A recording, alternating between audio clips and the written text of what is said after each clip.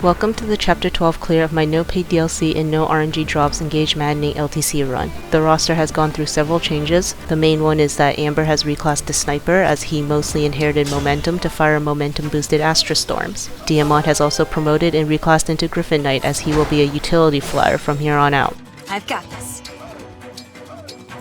This Obstruct is likely not necessary since Alear has the Micaiah engraved fence Alear, but it doesn't hurt to obstruct the tile that the Wolf Knight can attack Alear from since they need to activate Canter somehow. Ivy is going to freeze this warrior right off the bat because I don't want that enemy one-shotting any of my flyers.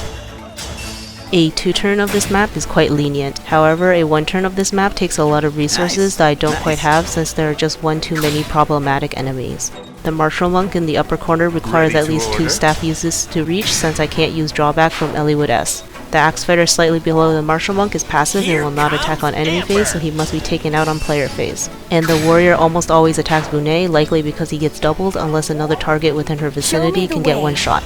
So an unreliable dodge is required if trying to kill the Warrior on enemy phase. Overall, there's one too many problems to solve for me to realistically get a 1-turn when I only have 1 Astra Storm. Not being able to get a 1-turn is not all bad though, since that means the side goal for this map is to start snowballing Kagetsu as he will use Parthia for double EXP. He could theoretically get this Parthia EXP during a 1-turn of this map as well, but it would require speed stacking or crits that are out of the realm of my run, but are doable in others without as many restrictions. Diamant and Frame obstruct those 2 tiles in particular so that it forces the Swordmaster to attack Kagetsu from below and leaves a tile open for the Wolf Knight to attack Kagetsu from the left. Diamant conveniently gets attacked by the Sword Fighter instead of Kagetsu because there's more expected damage on him. He has 100% hit on the counter attack because Citrinne and Kagetsu are there providing support to him.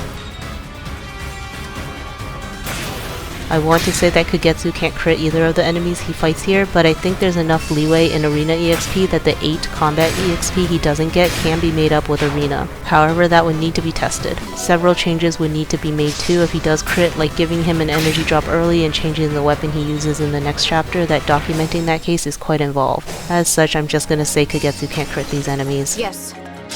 Ivy can now reach this passive Axe Fighter and cleanly takes him out.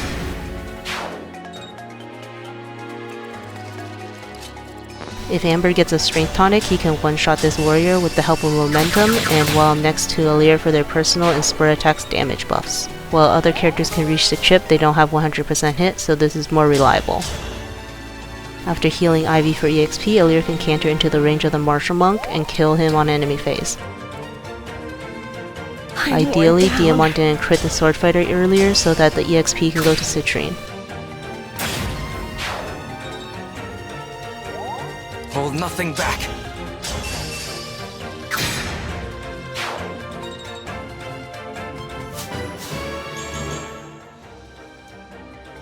I can keep going. Diamant will obstruct this tile so Kagetsu cannot get attacked at melee, so he will kill the Swordmaster on enemy phase. Citrinne and Diamant are out of range of the Swordmaster as well thanks to that obstruct.